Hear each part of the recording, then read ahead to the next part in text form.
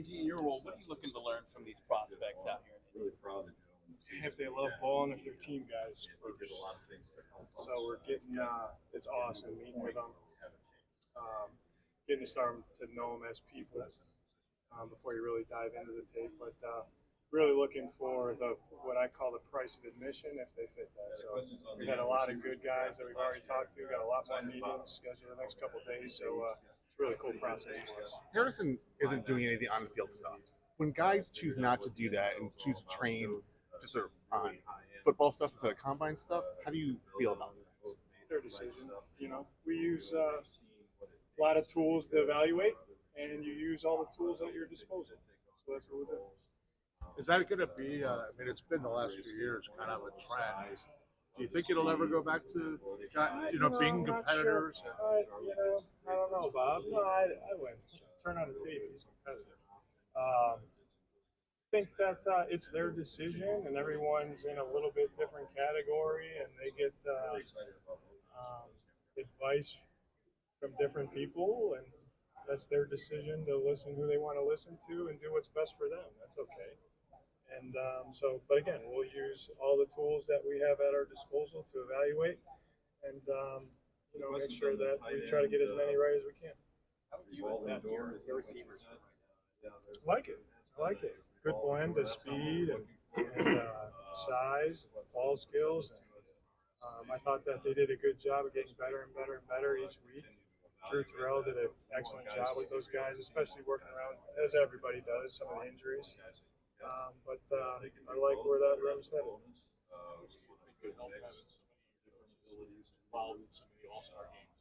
Huge. That's a tool that we use. You know what I mean? So that's a good question, Howard. Yeah, so, we wanted to get our guys involved, and obviously that's a platform for them to show the world what they can do too, but I know what they can do. So not for me, it was more to coach the players, get your hands on the players, see if we would want to make them Cardinals. So that's a tool that we'll use moving forward. How big of a difference is it going to be to have Kyler in the fold this entire offseason, healthy, ready to go? Awesome. It'll be good for him. I know he's excited to go through OTAs, training camp, preseason. But man, he's in there every day. But I think that, I think you saw late in the year kind of where we evolved to. And, we'll pick up where we left off and then continue to expand for him what he's comfortable with. And as always, I thought Drew did a good job. Whoever we got in the fold, make sure that we're highlighting their skill sets. And but the game will go through one. How close or how far is this team away from being that type of team that you envisioned? One day at a time, Josh. One day at a time, man. So when they get back day one, that's what we'll attack. Looking at day 2 and day 3 of the draft, James Conner's going into the final year of his contract. Are there any mid-round running backs you are eyeing or potentially looking at to kind of learn from him as a really good veteran in his final year of his contract? Yeah, I mean, not just James, but all positions. We'll try to add as many good players as we can. And, obviously the construction of the roster, all those things Monty handles. But I know we'll do a good job with acquiring really good football players that are team-first guys that want to improve and win. How do you determine if someone loves ball? A lot of different ways to do it. I don't have any secret sauces, but I'm not going to give you that answer. You honestly, your daily habits. I call it winning behavior. Can you display winning behavior consistently day after day after day? And we have ways to define that. It's not a perfect science, so we know that. But I think we got good enough people in the building that know how to find that information out. Starting with our scouts, our road scouts, done a great job of giving us kind of the background of these guys for the course of 1, 2, 3, 4 years, even dating back to high school. It's kind of wild. But they've done a really good job with that. And then we'll take all that information and then we'll talk to them and talk to them some more and talk to them some more and then put the card in, Monty. This time last year was first time for you and Monty in your respective roles. How different are the conversations or the process this time around? Yeah, I mean, we kind of hit the ground running, I think, because we see it very similar. But we learned a lot about each other, I think, this last year, and he's really a joy to work with. He keeps the the main thing. He's detailed. He can say in 3 words what other people say in 33 words, and there's no waste of time, and it's to the point, which I appreciate. And but we talk every day, constantly about everything, and those conversations continue. But it's cool to go into year 2 with a little bit of continuity. And hey, remember when you said that? You know what I mean? Is that what you're talking about? Yeah, that's what I was talking about. But it's cool. It's cool. He was at every practice this year. Do you like having him around? Is that normal for GMs to be that present? 100%. Yeah. Michael's around too. I love when Michael's around too. He likes to see us practice. Yeah, that's important to me. Speaking of the continuity, as you've watched moving coaching staffs around the league, Yeah. How good is it that you got pretty much the same staff? Yeah, awesome. I think continuity is a big thing that gets lost in translation at times. With staff dynamics and what we want to improve on and what we want to carry over and what we're studying and what we're improving on individually, collectively, ultimately to help improve the players. But I'm appreciative of that. But that's the business. So, you have to deal with it and you got to be prepared for it. But I'm glad that we got everybody back. What do you think of the job that Shane Steichen did in his first year in Indianapolis? Baller. The relationship with him. Yeah, I was just telling somebody he's like my best friend. Not surprised. The guy can coach, flat out coach. So he'll have great success in front of him. When you watch Marvin Harrison Jr., what stands out to you specifically? Playmaker. Anytime he touches it, he can score points. So that's the name of the game. Score one more point than the other team. So it was. I need to watch some more, but he's a playmaker. Look at the running back position. Where do you see Michael Carter kind of fit? Yeah, compete to be a playmaker for us. You know what I mean? I really like that room. With James and Mari, Michael coming back. He did some good things. Came in midway through the year and did some excellent things for us. I mean, had some production, and he's a football team guy first. Loves to practice. Love his attitude.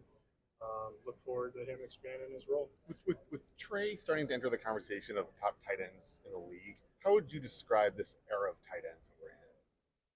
Well, I think it depends what system they're in a little bit. Not system, what offense they're in, what they're asked to do.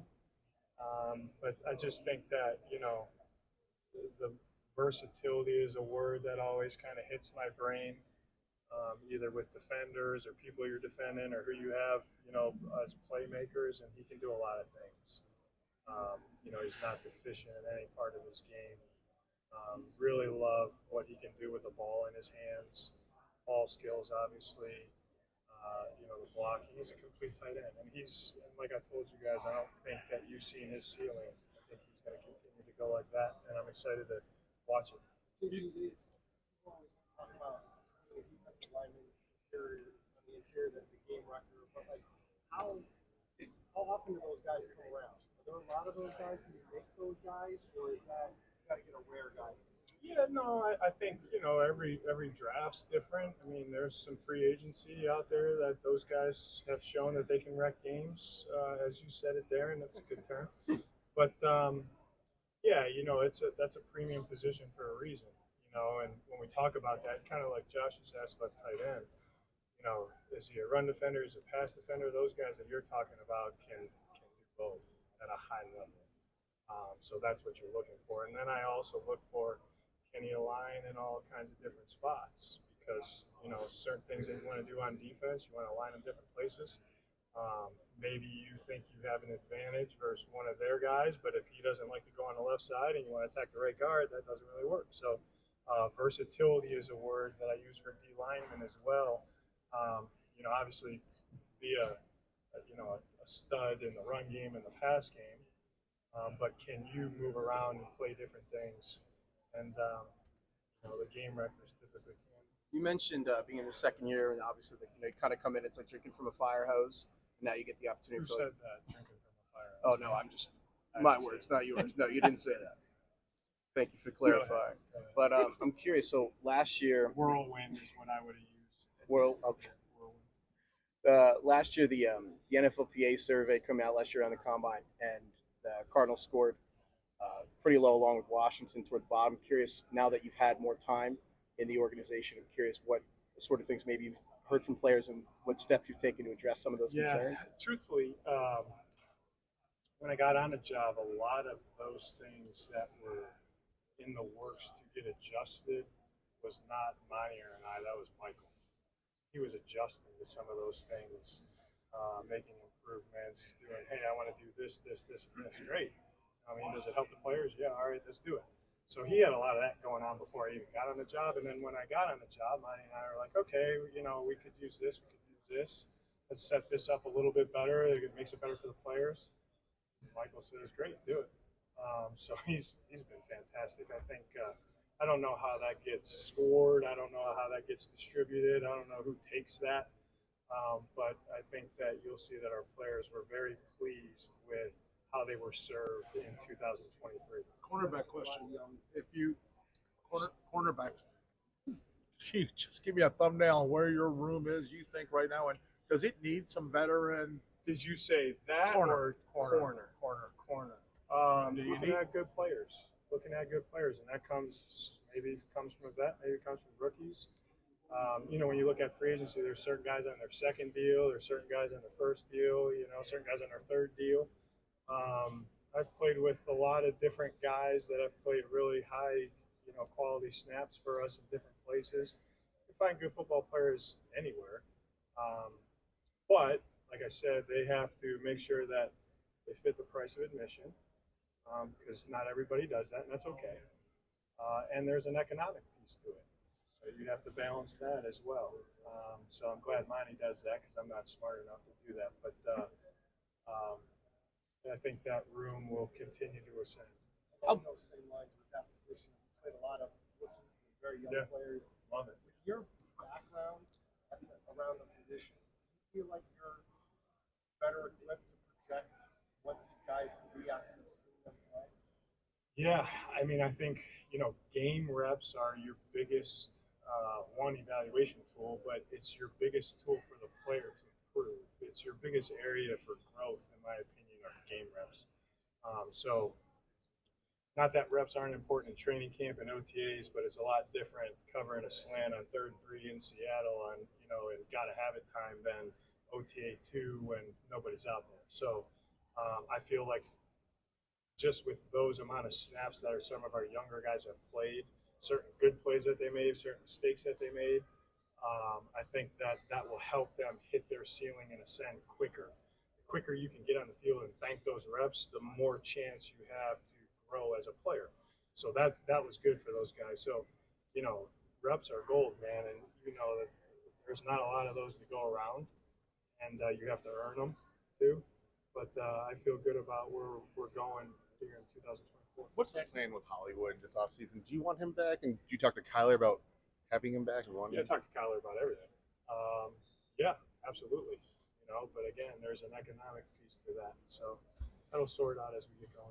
Do you guys take immense pride in being an organization that plays a lot of young players, rookies alike? I mean, you guys nearly led the NFL in rookie snaps last year. Is that something that you can consistently, hang your hat on? Yeah, Johnny. Some coaches don't like to do that. I don't mind that. We put out the guys that we think can win the game, and if they happen to be a rookie or a second-year guy, then so be it.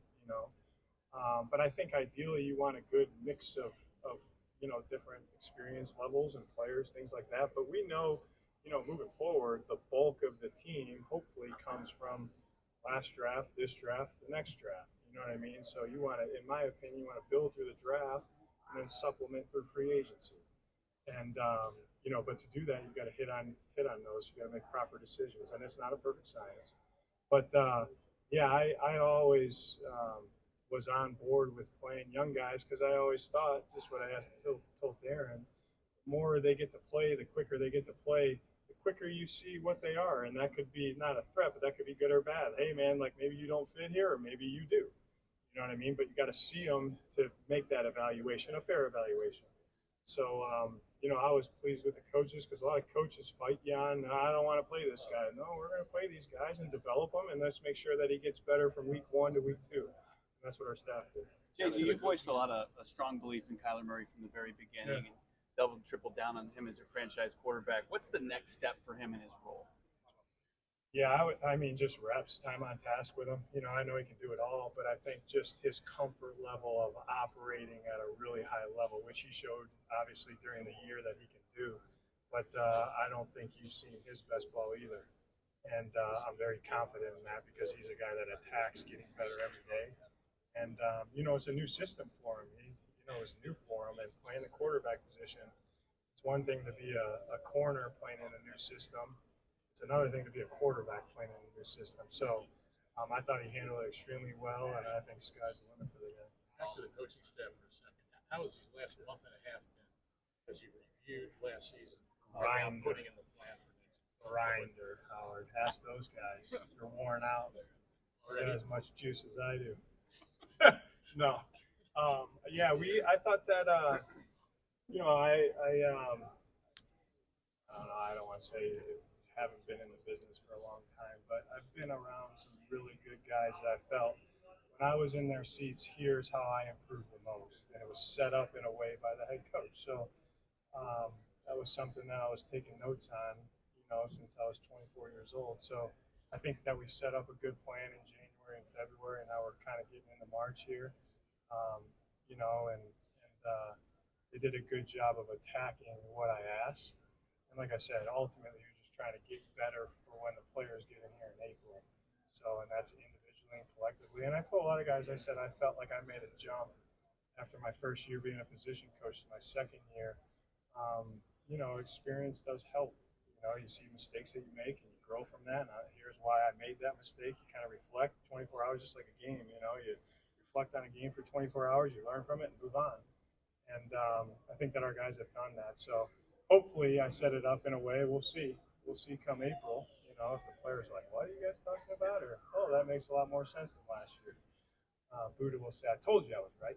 But yeah, they did a good job with it. Speaking of Buddha, is there a need to address his contract again this offseason and kind of take care of? You know, that's kind of Monty will handle that. But obviously, I know the value that he brings to this organization and the team.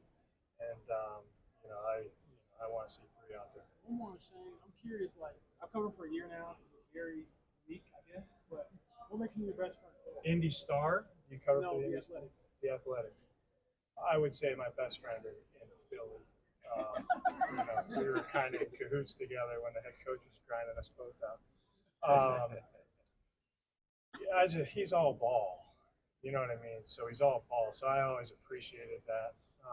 That you can't walk into his office and talk about where did you go for coffee without him talking about, hey, on 3rd and 8, what are you doing? You know what I mean? So I felt like I learned a lot from Shane. And just, you know, picking his brain about certain things, how he likes to install, all kinds of stuff. But he's all ball. He's always on, very detail oriented. And I like that he sees the game from the quarterback perspective. And that helped me as a defensive guy kind of learn, okay, we say we want to affect the quarterback. What we're doing doesn't even affect the quarterback. Shane just told me. So I would take what I learned from Shane and apply it as much as I could.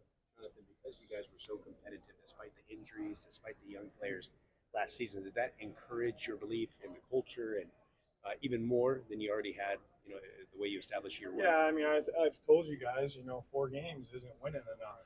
You know what I mean? But I do think that we have a good plan in place to improve our players and get better. And, you know, I think what it speaks to is the kind of the culture in the locker room, you know, the people in the locker room. Culture, guys, is people and how you behave. That's it. It's not some fancy word. It's like, hey, like, who do you have and how do we behave on a daily basis, right? So it's my job to hold them to that, say, hey, this is what we want. And then let's make sure we do it. And when it's right, we point that out. And when it's not right, we point that out. And then ultimately, the locker room took that over this year. So, you know, we got good guys in the locker room. That's why Monty and I are so convicted. Anyone that we put in this locker room, you got to fit that. You know what I mean? It's not for everybody. And like I said, that's okay. It's what we value as an organization, you know, that piece to player acquisition. I just feel like that's, if you have enough of those guys, you'll win. Looking back, what did you learn the most about being a head coach in this first year? You got to delegate a little bit. You know, I try to do it all. It just didn't work for me trying to do it all. You know, not smart enough. I don't have, as people would say, as some of my coaches would say, the competitive stamina to do all that. You got to delegate. You got to listen to people. You got to trust people. Take the information and make a decision and go. And once you make the decision, check out the result. The result you want, cool, evaluate it. If it's not the result you want, cool, evaluate it, and learn from it. Do you have a couple or three favorite players in this draft? You don't have to say it, but I mean who they are. But do you pound your table for? Yeah, anyone that we draft. That's my answer to that one.